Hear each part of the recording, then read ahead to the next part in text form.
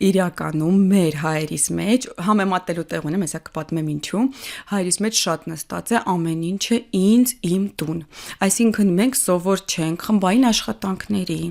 մենք սովոր չենք համատեղ աշխատելուն, մենք սովոր չենք նվիրելուն, անկեղծ սովոր չենք, մանավանդ որ մենք սա անում ենք որևիցե դրամաշնոր կամ որևիցե ֆինանսավորում, այս ամեն ինչի ետևում կանգնած չի։ Սա պարզապես իմ մեծ ցանկությունն է, ոչ թե ամեն մեկ իր կուշկուլան տուն տանի, այլ մենք քաղաքին ինչ որ օգտակար գործ անենք։ Եվ ի վերջո խեցեգործությունը այն ոլորտներից է, որ սովետական միությունը փլվեց ու վերջ։ Մենք էլ պետ պատվերներ չունենք, եթե նախկինում սովետական միության ժամանակ իսկապես շատ էին պատվերները, կհիշեք հաստատ, չէ՞, խեցեգործական մեծ պանոներ, ադմինիստրատիվ շենքերում, խճանկարներ, շենքերի վրա։ Դա պետ պատվեր էր։ Իսկ հիմա, դե ես արդեն ստացում եմ ուսուցիչների երեխա եմ, հա, ենթադրենք, մենք դե չենք տեսել, խեցին են ամենա մահացած ոլորտներից է։ Ու ինձ թվում է, դե ես իմ չափով փորձում եմ ու փորձել եմ անել ամեն բան, որպեսզի այդ արվեստի ձևը վերածնվի։ Մենք իրականում նախապես գնահատվի եւ կամ ասենք լոկալ մակարդակից ընտանիքներից դուրս գա, որտեվ այո, կան շինություններ, երբ որ մենք անցնում ենք եւ տեսնում ենք, որ ամբողջ պատը զարդարված է եւ մի տեսակ քաղաքի դեմք է, շունչ է։ Գուցե այս նախաձեռնություններն էլ կդառնան հիմք։ Ես կուզեմ շատանա, իրականում դե շատ հաճախ նաեւ մենք ֆինանսական հարցի առաջ ենք կանգնում, որտեվ քանի որ դա չի ֆինանսավորվում եւ ես եմ դա անում ինքնուրույն, ես էլ չունեմ, հա, այդպես շատ մեծ ռեսուրսներ,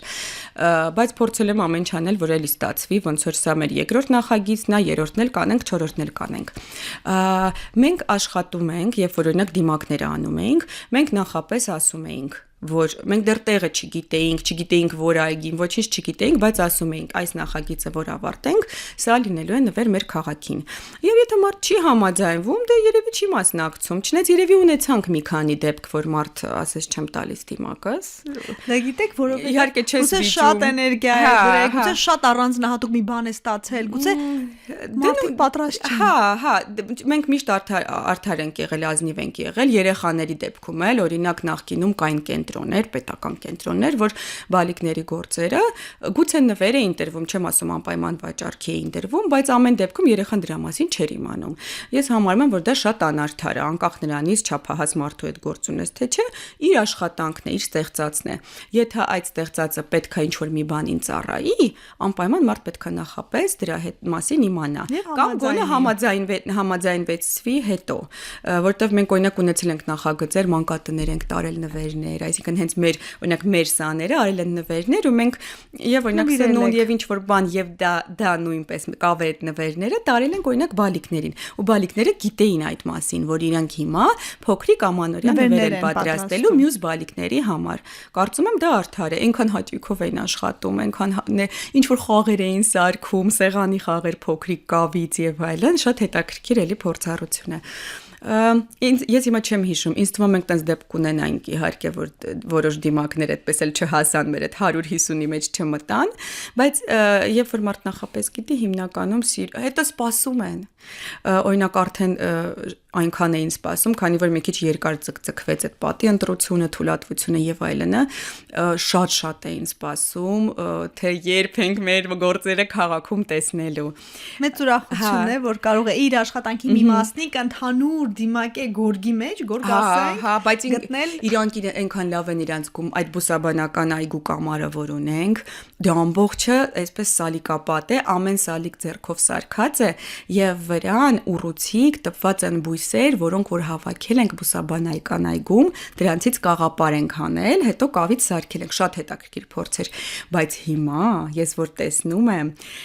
ով որ եթե հեղինակը մասնակցել է, գտնում է իր սալիկը, մատիկներով, մատերով ցույց են տալիս, սա իմն է, կողքը նկարվում են, այսինքն ինչքան հաճելի է դա։ Բոլորի անունը, բոլորը կարող են աշխատել ենք այնտեղ, իրական ոչ բոլորին է, միշտ այդ խնդիրը կա, քանի որ նախագիծը շատ երկարատև, այսպես անում ենք, ոչ բոլորին է հաստատ, բայց աշխատում ենք, օրինակ դիմակներն էլ մարդկա իր անունը ուզել է գրել, մարդկա այդ պահին չի ուզել, իսկ հետո որ ժամանակ անցնում արդեն ես էլ չեմ հիշի,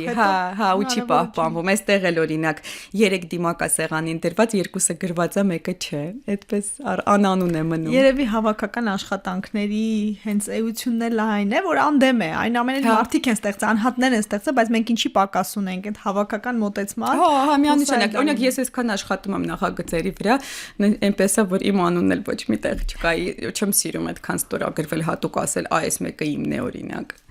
Մարդիկ տարբեր մոտեցումներն էլ հաջորդ նախագիծը որն է լինելու թե դες պահին սա հասցնենք ավարտին։ Այս մեկը հասցնենք ավարտին։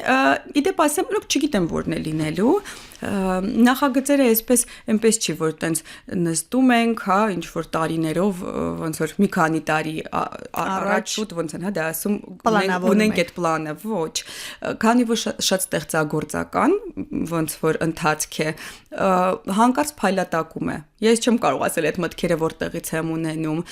Այս բանը օրինակ չունեմ ինչ որ միտք երևի, որովհետև ամբողջությամբ ուղղված է այս նախագծին, որ բարողերով հասցնենք ավարտին։ Իսկ հետո մեկի հանկարծ կարող է քնեմ արթնանամ, մի հավես նոր միտք ունենամ ու սկսենք աշխատել։ Բացումը երբ է նախատեսվում։ Այսպես օրը չեմ կարող ասել, բայց կարծում եմ մինչև տարեվերջ։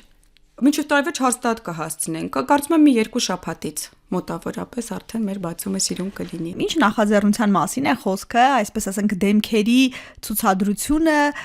երբ ում գաղափարներ, ովքեր են աշխատել, ինչ ժամկետներում խնդրում եմ ներկայացրեք։ Պատմեմ։ Իրականում արդեն մի քանի տարի է ինչ աշխատում էինք, տերակոտա ստուդիայի հիմնադիրն եմ, սա բնականաբար մեր առաջին նախագիծը չի, եւ եկավ մի պահ 2010 թվականից աշխատում ենք։ Եկավ մի պահ, որ ես հասկացա, որ չեմ ուզում պարզապես մեր սաների հետ միասին, իսկ մեր սաները 3-ից 100 տարեկան են, այդպես միշտ հումորով ասում ենք, բայց հաճախ ունենում ենք նաեւ մեծահասակներ։ Հասկացա, որ չեմ ուզում աշխատենք ուղակի ինչ որ մի բան ստեղծենք, կուշկուլա այսպես ասեմ, հա, խեցեգործության ոլորտում, հետո մարդիկ տանում են տուն ու վերջ։ Ուզում եմ ինչ որ հիմնական բաներ ստեղծենք, որոնք որ նվիրենք մեր քաղաքին։ Եվ այդպես իրականացավ մեր առաջին նախագիծը, որը որ այս պահին կարելի է տեսնել Բուսաբանական այգում, նույնպես մասնակցել են մարդիկ 3-ից 100 տարեկան, հիմա թիվը չեմ հիշի, շատ մասնակից ենք ունեցել, մոտավորապես 2 տարում ենք նախագիծը իրականացրել, մեծ կամար ենք կառուցել, հենց որ գնանք Բուսաբանական այգի, հաստատ հեշտ է գտնել, որտեղ շատ մեծ բուսածած կամար է ու բնականաբար թեման բույսերն էին։ Սա մեր երկրորդ մեծ նախագիծն է, որը որ կոչվում է Դիմակներ, այսպես երեսներ, եւ նախագծի շուրջ աշխատում էինք մի քանի տարի եւ իրականում չէին գտնում շատ լավ տեղ քաղաքում, որովհետեւ նախագիծը այնքան հետաքրքիր ու սիրուն է, որ բնականաբար պետքա քաղաքում ինչ որ նենց վայրում լինի, որ եւ չփչացնի ինչ որ մի բան, հա, օրինակ արժեքավոր ֆասադներ բնականաբար իրավունք չունենք փչացնելու։ Համահունչ լինի, թեմատիկ լինի եւ այս պահին գրեթե արդեն ավարտական ֆինիշին ենք մոտենում, որովհետեւ նախագիծը շատ շուտով, այս մոտակա 2 շաբաթվա մեջ հնարավոր կլինի տեսնել մեր թատերական այգում, դա անգլիական այգին է։ Եվ ձևավորելու է հենց մուտքը, նախագծին մասնակցել է մոտ 150 հոգի, 3-ից 100 տարեկան անձիկ եւ ամեն մեկը պատրաստել է իր դիմակը։